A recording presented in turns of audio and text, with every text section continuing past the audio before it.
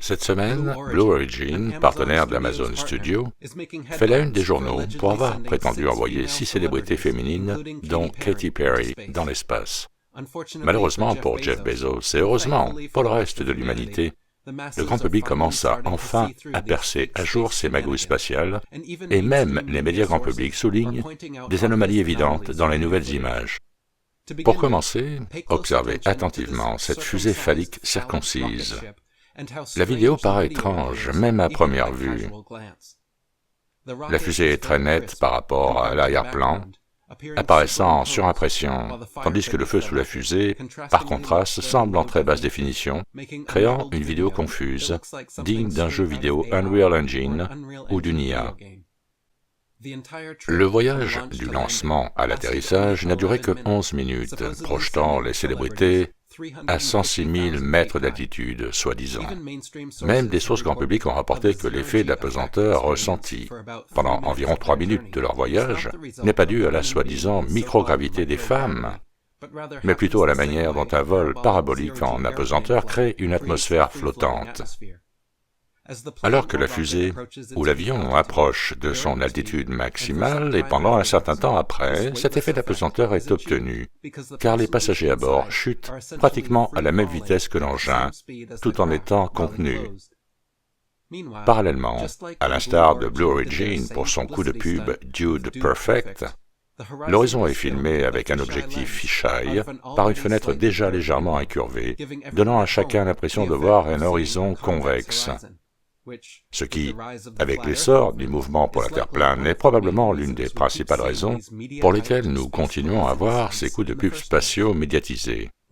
Lorsque la capsule atterrit enfin, elle subit un impact très violent, soulevant d'énormes nuages de poussière que le commentateur passe négligemment sous silence, prétendant qu'il s'agit d'un atterrissage en douceur. Au lieu d'avoir des ambulances et du personnel médical à proximité, c'est Jeff Bezos et une équipe de tournage qui les salue par les fenêtres. Notez que ces femmes portent des costumes fins et élégants, sans casque, et que l'une d'elles, Gayle King, a 70 ans. Dans l'attente du moment opportun pour ouvrir la trappe étanche, l'un des passagers commet alors l'énorme erreur d'ouvrir seul la porte fragile de la capsule. Jeff Bezos et sa partenaire à l'extérieur de la capsule voient cela et ferment immédiatement la porte, demandant aux femmes d'attendre à l'intérieur.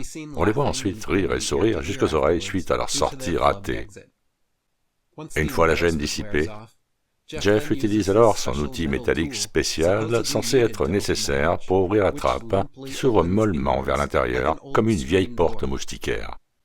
Comparez cela au véritable joint pressurisé qui s'ouvre généralement vers l'extérieur et non vers l'intérieur et nécessite une force considérable pour s'ouvrir. Une fois les femmes sorties, chacune d'elles prononce un discours girl power des plus hypocrites et embarrassants, retenant de fausses larmes, se faisant appeler astronaute et faisant semblant d'avoir fait quelque chose de formidable pour le féminisme et les femmes transformatrices en général. Katy Perry embrasse le sol et répète combien elle se sent désormais connectée à l'amour, tandis qu'Amanda Wynn raconte à quel point ce voyage a apparemment été apaisant pour elle. Pour ceux qui savent comment les sociétés secrètes derrière cette arnaque spatiale utilisent la numérologie et le symbolisme pour communiquer, les chiffres et les symboles de cette mission sont également clairs.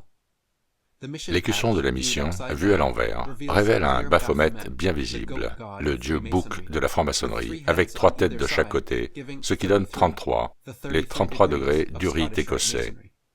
Le numéro de la mission est NS-31. Et si vous observez l'heure pendant le décollage, vous remarquerez qu'il a eu lieu à 13h31 précise, soit 13h31 heure militaire. Comme 31 et 13 à l'envers, NS-31, décollant à 13h31 précise, nous donne 3-13, 13 étant le nombre de degrés du rite d'York. Leur combinaison bleue et la compagnie Blue Origin sont également un clin d'œil aux soi-disant degrés bleus, les 3 premiers degrés de la franc-maçonnerie.